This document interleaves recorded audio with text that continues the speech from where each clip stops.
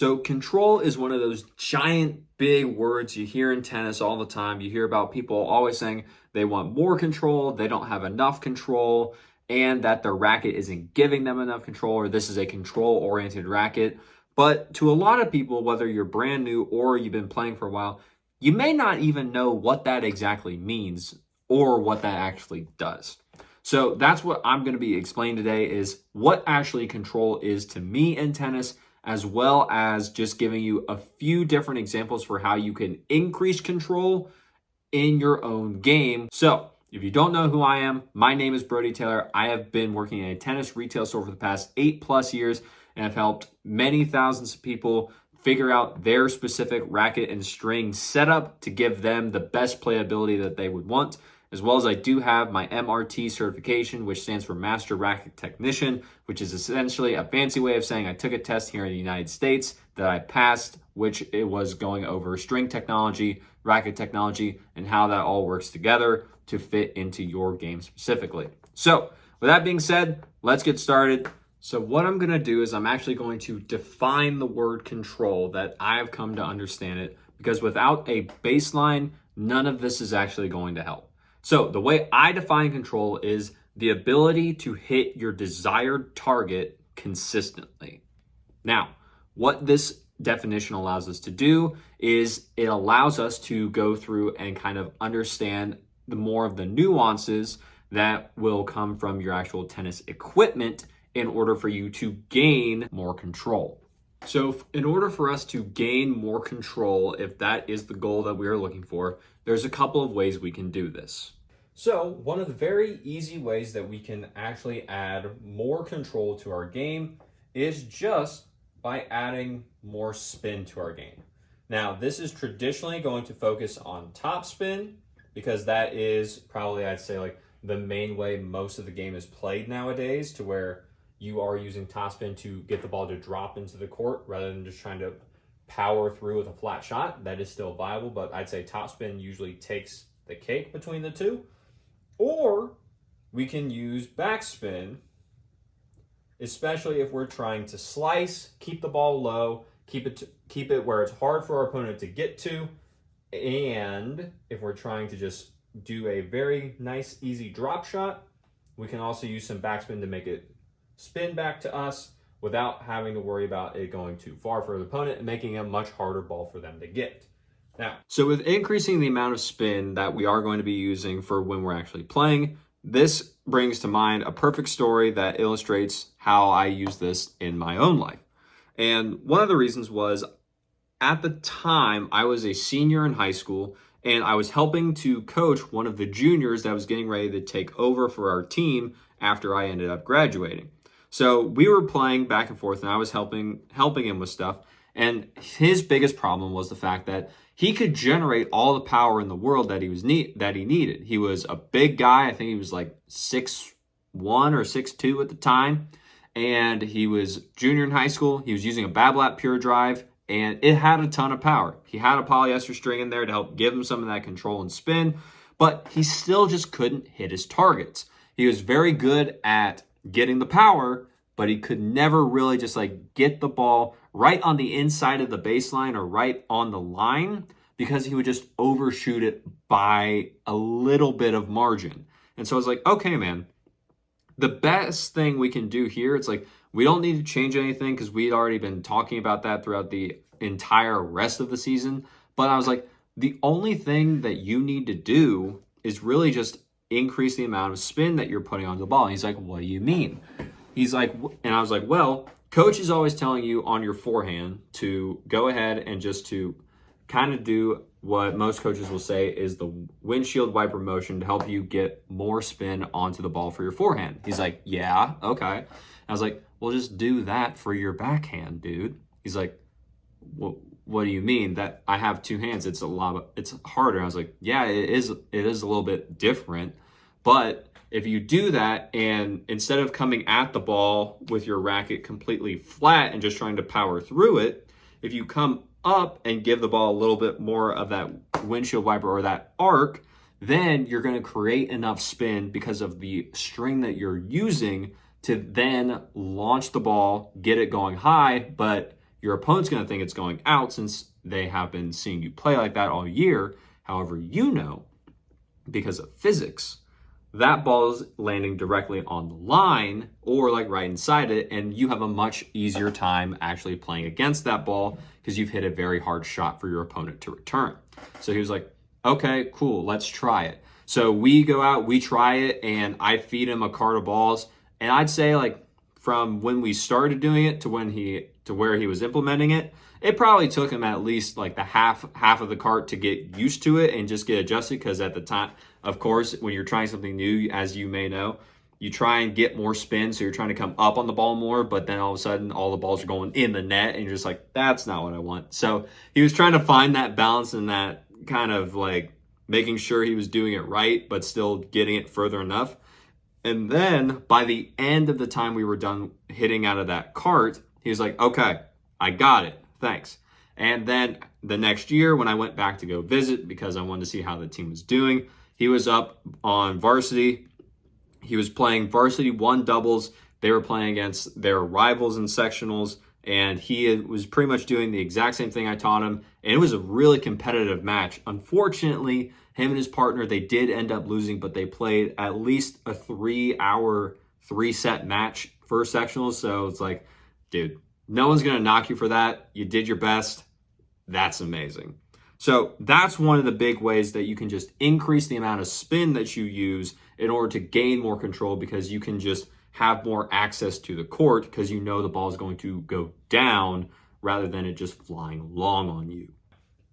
Number 2 we can do is we can actually increase our tension. Increasing the tension that we are going to be using on our racket, this is going to be a little bit more subjective.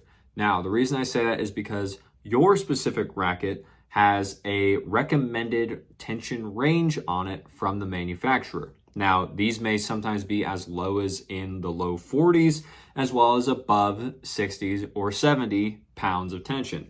Now, this I've seen either way. You probably don't have that wide of range, so it would be very important to know what your specific one is, as well as what tension you're actually using, which I am always shocked and surprised at how many people don't actually know the answer to that question.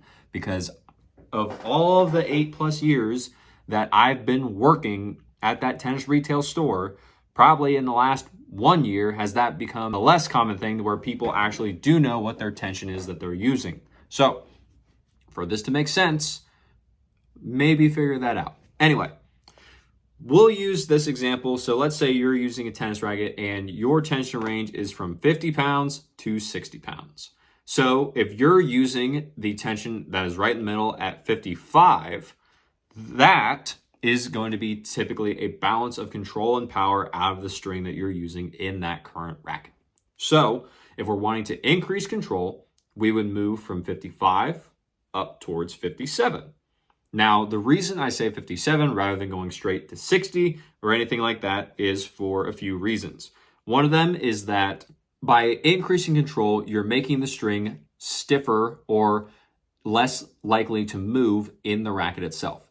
This can sometimes lead to tennis elbow or arm injuries, depending on the string you're using, depending on your form. So in my opinion, it's always is best to go in small increments and small steps rather than just doing an extreme drastic shift. This was illustrated when I was talking with one of the new guys that we were training at the store that I work at, because they asked the questions like, hey, if someone is wanting to get more control or they're wanting to just change their tension, why would we not just go from where they're at, which say like is at the bottom of the range, so say they were at 50 pounds, why would we not go directly to 60? I was like, well, you will accomplish the goal of giving the person more control. However, that is a very, very big jump in terms of how that's actually going to play. And if you put someone in a tension from, let's say, 50 to 60, and they've never played anywhere near 60 before, they're 99% of the time probably going to hate that because it is an extremely big change from what they were using before. You have to kind of do this a little bit more stepwise or in smaller increments for this to actually be effective, because if you have a little bit more control, then it's a little bit easier to work with. You don't have to change your game too much. You can just be like, oh, okay, I need to hit the ball a little bit harder myself. I need to generate a little bit more of that power. But if you go from 50 to 60 and you don't know what's going on, you have to almost change your entire game to try and match this new tension, as well as make sure that your arm is okay, because you've never played with something that tight and you don't know how the string is reacting. You don't have as much feel to it. So it's just a lot harder to do. And that's why you probably shouldn't make that big of a jump right away unless you understand the full risks that you're taking and you're completely okay with that because you have no other option to change. So when I was explaining that to him, he said, oh, that actually makes a lot of sense. Because he was someone that, even though he's played for a while, he hasn't actually messed around with tension too much. He got his tension and just kind of stuck with it, and he was just learning more and more about this. So I was like, yeah, that's why we just do it a little bit at a time rather than just going for a full big change all at once. So by increasing the tension, you do get a little bit more control. You are going to decrease what is called the launch angle of your ball. So if you're usually used to the ball, say, going a little bit higher over the net, or like you're aiming 2 feet above the net, by increasing the tension, you may get like 1 3/4 feet above the net, because you are not allowing the strings to move. You're not allowing them to snap back as much in order to give you that same amount of spin or that same amount of power or flight of the ball, because you're going for a little bit more control and just a little bit more less launch. Now, some people will argue that you can also increase the amount of control you get by decreasing the tension and just focusing on a lot more spin. That can also be true, but in my opinion, that's also harder to do for most players. So that's why I went with more the increasing tension rather than decreasing tension for this one specifically. Now, after we do that, if we are not wanting to increase our tension, third, what we can do is we can change string. And this is usually going to look like a polyester string or a different shaped poly.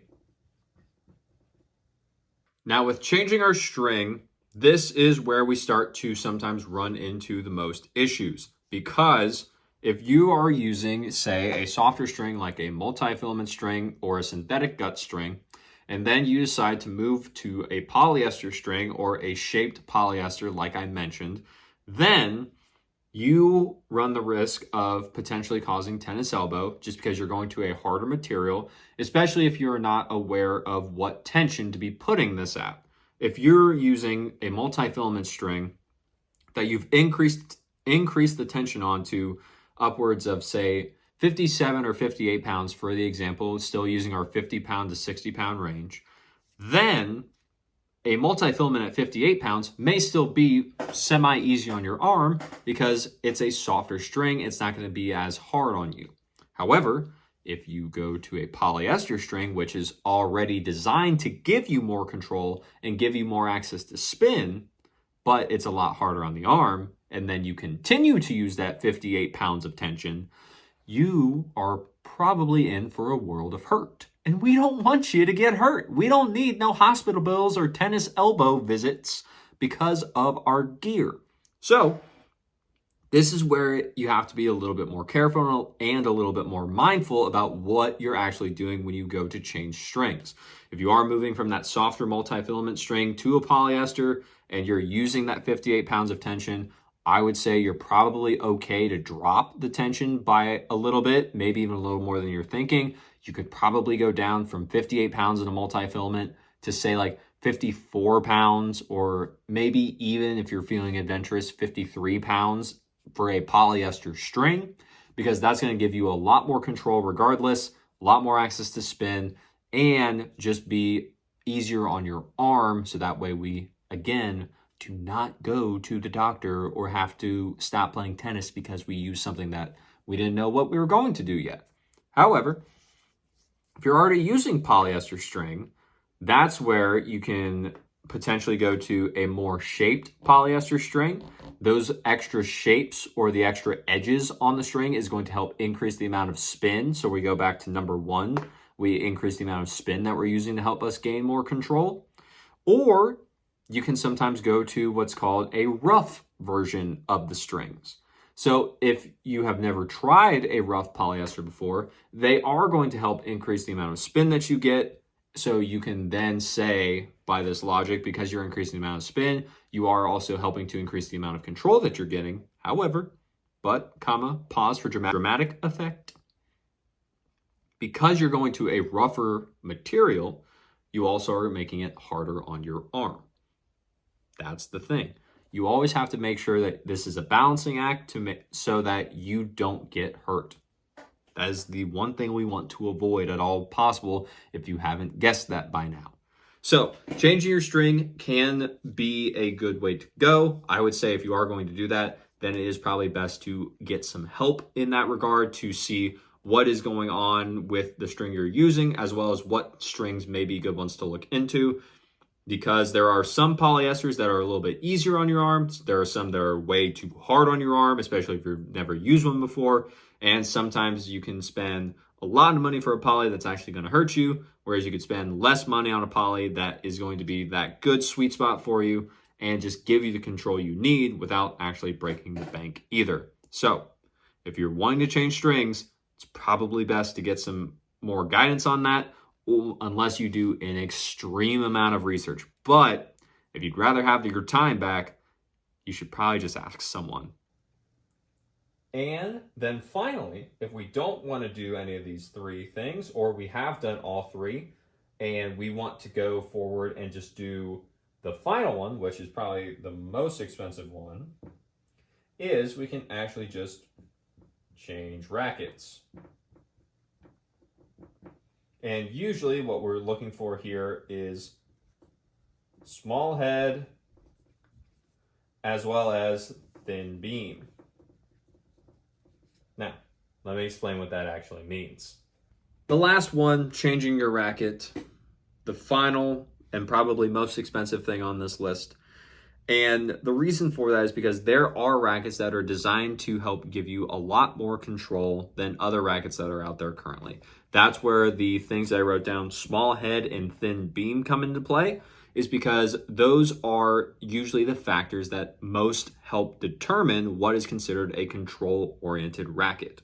If you look at most control-oriented rackets like the Wilson Blade, the Solinco Whiteout, the Babolat Pure Strike, the Head Gravity and the Head Radical, the Yonex Percept, most of these rackets have these 2 things in combination, or at least focus on one of the 2. They either have a small head, which most control-oriented rackets are typically a 98 head size or lower, which was very prevalent in the history of tennis, to where it was always a lot smaller head sizes because people weren't using as much top spin. They were just trying to hit the ball very hard and just get it to where the opponent could not reach it. And so the small heads just helped them control the ball and guide it a little bit easier. Whereas nowadays, with the bigger head sizes, especially with the more recreational to, I'll say, like college and high school level of play, you do start to see 100 square inch head sizes, as well as a little bit bigger than that, being 104 square inches, 105, and even if you want to go really big, 115 or more. It's like probably not that much, but the bigger in head size you go, the more help with power you get, the more help with spin you get, but the less help with control you get. So if you, depending on what your specific racket is currently, if you go to a smaller head size, this is typically going to help give you that increase in control, because the strings are not going to be able to move around as much inside that more dense head. And that is going to just let you redirect the ball a little bit easier, and making sure it's going to let you hit your target a little bit easier as well. However, this can be changed if you have, say, a small head with a thick beam. This is kind of where you find the balancing act of rackets. So kind of think of like the Babolat Pure Drive 98.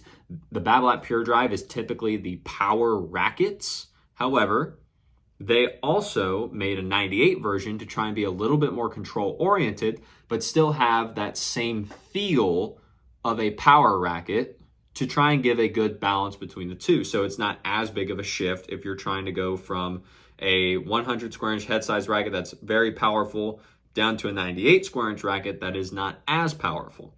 So there are a few like in-betweens you can find. It just depends on what you're looking for. Another one that's kind of that in-between is the Yonex E-Zone 98, the 2025 model in particular, because that version of the E-Zone 98 is a little bit thicker of a beam compared to the previous generation, which was Gen 7 or the Aqua Night, as well as just the regular blue color.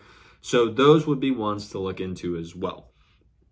And then, of course, the smaller you go in your head size, the more control you're going to get, but the more work you're going to have to do on your own. The racket is not really going to help you that much. It's just going to give you that extra amount of control. It's not going to help you with spin. It's not going to help you with power as much. You got to do that on your own. So you better know what you're getting into, and be sure to demo the racket first, so that way you actually make sure it works for your game rather than just going out and buying it because you heard someone online or one of your friends say, hey, just go buy this. Don't do that. Don't waste your money. Now, because you've stuck here for this long, there's one other bonus one that I'm going to give you that I did not write down on the board because bonus, yay, thank you for being here. I appreciate that for this long. And that is going to actually be changing the string pattern in your racket. This is kind of a caveat off of changing your actual racket itself, because you can't really change your string pattern without changing your racket too. So the one thing about this is that most tennis rackets nowadays are using a 16 by 19 string pattern, which is pretty common. It's very helpful in generating spin, very helpful in generating power, and not much else. Those are what it is good for. However, if you want more control and you can generate the spin on your own, you can generate the power on your own, this is where you start to look at more dense string patterns, or what is typically known as an 18 by 20 string pattern. Now, the reason I didn't bring this up earlier is because 18 by 20s are very hard to play with for a lot of players, especially if you may not be as technically correct, or you just don't have as much power naturally. You want the racket to help you more.